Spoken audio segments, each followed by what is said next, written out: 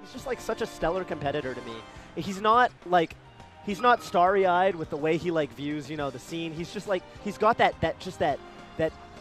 bristled like experience to him. And, you know, he's been there, and he was on Survivor. Yeah. Is that what a big deal. Is that what you're going to bring up? up? No, I was going to say, speaking of the glory days, anybody who's tuned in, who's seen the documentary, like, this is that Ken. The Ken of, you know, the first 5 episodes of the documentary fame, you know? I mean, really a staple of the scene. Yeah.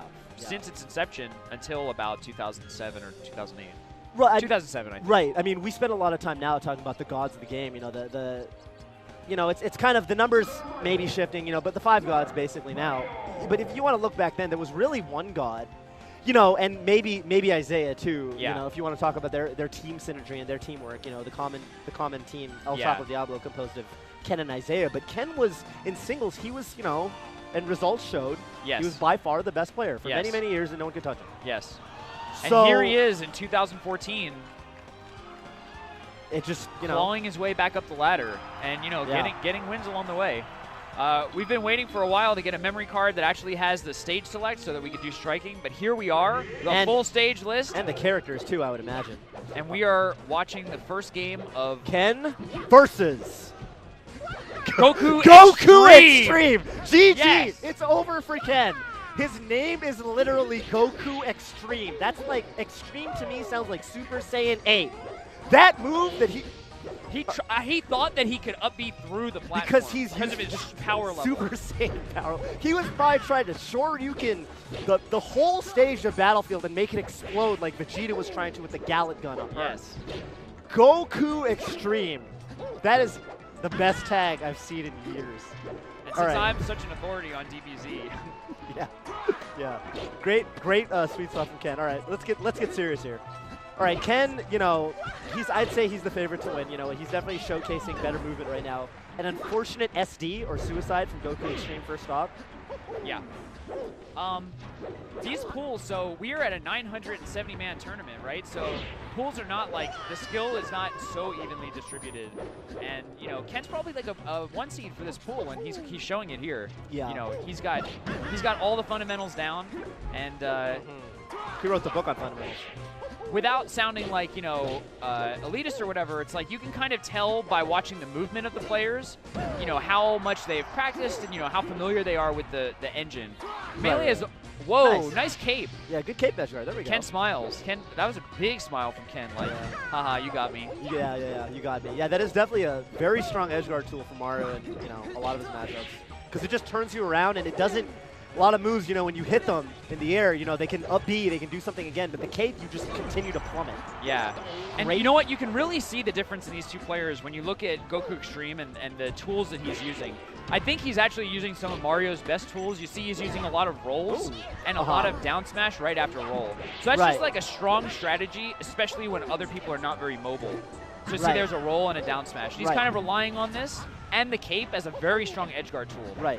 But when you see Ken, you see the way that he moves. Like look at his movement. It's mostly based on like short dashes. He uses the walk to move forward. You know, he uses jumps to move horizontally, and he's not stuck with only units of movement that is like the roll. Yeah, right, exactly. Right, units, right? Like discrete units of movement. Yeah, and that's something he's playing a very nuanced game with like you see Goku Extreme is always kind of right around that nice little spacing where Mario can't hit him, but Marth can hit Goku Extreme back with his sword. So so it doesn't seem like Goku Extreme is using the best tools that are available to him. Right, in the moment, which is what he should be doing. But it seems like I mean it's really hard to compete at this level versus Ken.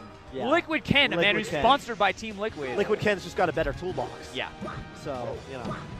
And that's kind of, that's something that you'll see for a long time, especially at the local level and, you know, especially in, like, first round of pools like this. Yeah. Goku Extreme, this guy's name is literally, that is so cool. You love it. That is the just best keep name. saying it. Goku Extreme gets forward smashed. Yeah. Goku Extreme misses his recovery. Yeah, he does. Goku Extreme comes back.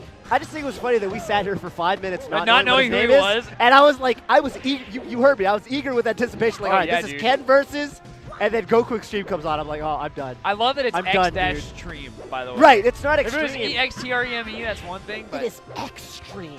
Yeah. X.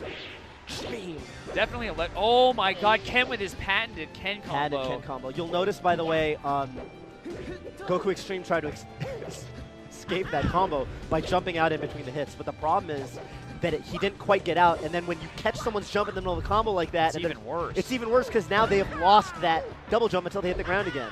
And that's happened both the first and second stock of this match. Yeah. That's the other thing, like if you look at when Goku Extreme gets hit, you can kind of see like his habits, right? His DI is kind of like, you know, to beat Ken, someone who definitely relies on, well, not relies on, but someone who loves comboing people with forward airs, you really need to know to DI away. Right. And that's something that's like, you don't, it's very difficult to do. It's very counterintuitive. Right. I want to stay on the stage. And you're telling me I have to the stage is that way. Right. So, right. Why are you telling me I need to go towards that scary place out there? Death.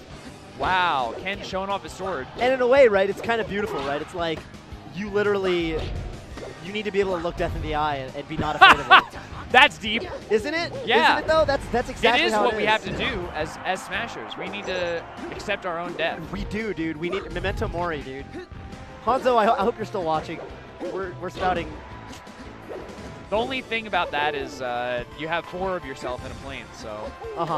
Yeah. You only have to. Ken's little Marth homies right now are sitting pretty on their plane thinking we're probably not going to have to. There are 3 additional Marths hanging out in a strike plane above somewhere. Above FE. And the Mario plane, and that's it. He didn't taunt. No. Did you feel that the way that Ken wasn't going to taunt him. I think that, and I agree that was very mannered to not taunt, but I do feel that up tilt in particular, a move where Marth is kind of just saying like, I'm so good. Get away from yes. I'm actually so good. What and that's can you do right now? That's actually Marth's personality. Like, all of his Japanese voice clips. And if are you totally